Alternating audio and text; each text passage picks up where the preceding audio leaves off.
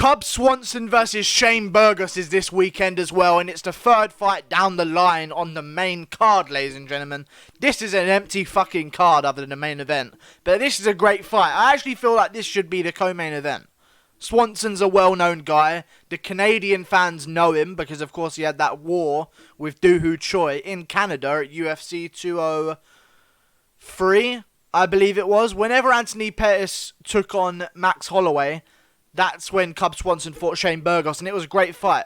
Great fight. So the Canadian fans are aware of him. They're probably going to be cheering for Cub Swanson. Shane Burgos, I'm taking him for the win, though. I think he's going to get the upset victory. I don't know what the odds are, but Cub Swanson must be the favourite here.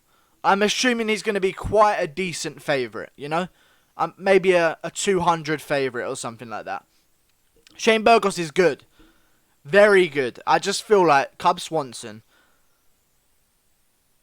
I don't think he has it anymore, if I'm honest with you guys. I don't think he has that killer instinct anymore. I think he's not the young guy that's just a savage that it's this or he's out murdering people kind of feel to him anymore. I just feel like he's lost it a bit. You know what I'm saying? He's fallen on some hard times. In 2017, he beats the greatest fighter of all time, Artem Lobov. So, you know, he's definitely up there with the greatest of all times. Takes on Brian Ortega, loses, takes on Frankie Edgar, loses. At this point, if you can't beat Frankie Edgar, it's rough. You know what I'm saying? If you can't beat Frankie Edgar, you're not going to be at the top of the division. I mean, Frankie Edgar, in my opinion, gets beat by a lot of guys at the top of the division right now. Cub Swanson can't get it done. That's twice he's lost to Frankie Edgar. Then he loses to Renato Moicano. We've seen Moicano can't hang with the top of the division as well. Obviously, this is MMA math. Obviously, there's matchups that some people do better in than others. But it's not looking good for Cub Swanson. And then he gets a guy like Shane Burgos. This is his opportunity to make a stamp on the division and earn his spot. He's marketable. He's a nice guy. He looks the part. I just feel like he's going to get the win. He's real loose with his hands, guys. He's got good head movement. He stands very still. So I'm wondering if Cub Swanson's going to want to take this guy down or something. His feet are very close together when he fights. And he's very loose. He rolls his shoulders a lot and he whips around hooks and uppercuts. He's a savage.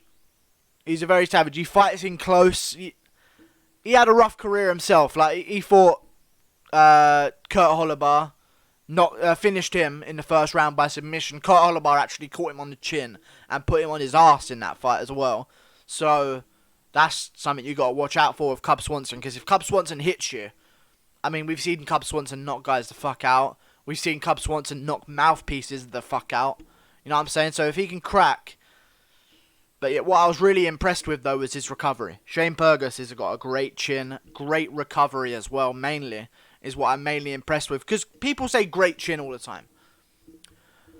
And people seem to define great chin by people who haven't been dropped and haven't been rocked and haven't been knocked out.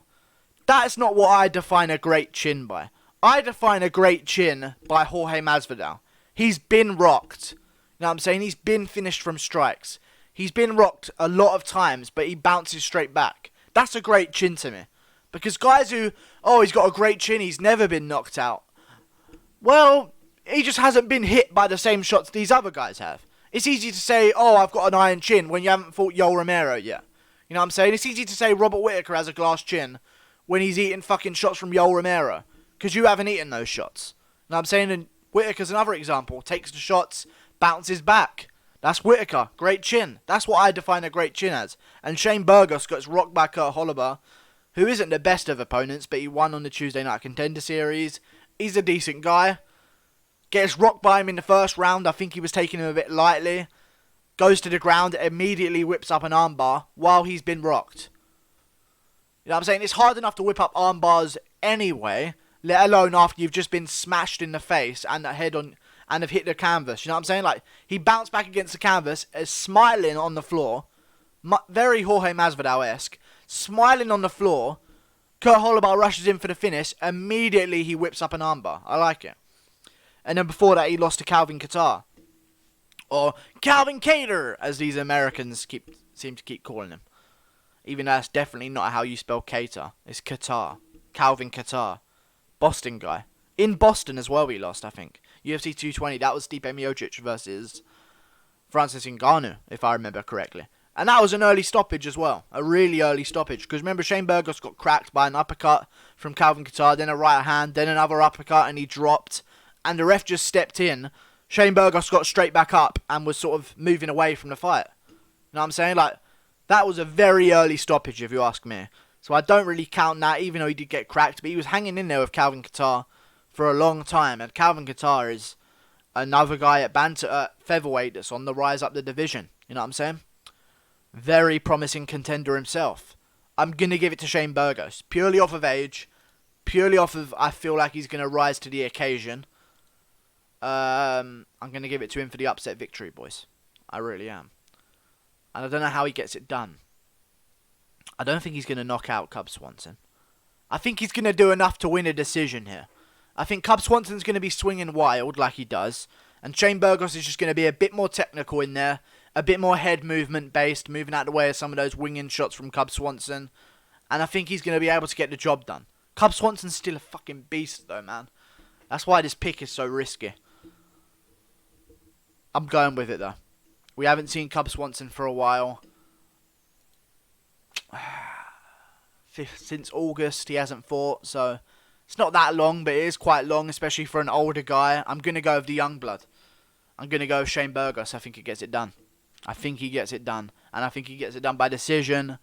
29-28 is what I'm going to go for it, boys. Also, I'm starting to think Iaquinta is just going to knock out Cerrone, but I'm sticking with my choice. Team Cerrone all day, baby. Team Cowboy. I'm going to wrangle him up a ball. That is so perfect as well for that Cerrone and Iaquinta fight. The Cowboy versus the Raging Bull. I don't understand how this hasn't been a topic of conversation. Like, you know what I'm saying? Like, the posters should be a cowboy with a bull behind it. You know what I'm saying? Like, that's just funny to me. In my opinion. That's just cool. The way things work out in MMA with some of these matchups is just amazing. The cowboy versus the bull. That is good. If Cerrone doesn't have any lines about this ain't my first rodeo or nothing like that. You know what I'm saying? He needs to come out and say, I've rodeoed many a time. This is one bull I ain't going to lose to. But Cerrone won't say shit like that. He's going to say, like, you know, we take a couple buds down by the park. Yee-hoo, brother. Yee-hoo. And then that'll be it, you know? I wish Cerrone had a bit more quick wit. Because that is a line waiting to happen at a sort of interview. You know what I'm saying? This ain't my first rodeo. This is a bull I ain't going to lose to. Yeehaw. And then spit into like a tin bucket or whatever the fucking Southerners do. Anyway, boys. See you later. Like and subscribe. Thanks for watching. What was this video about?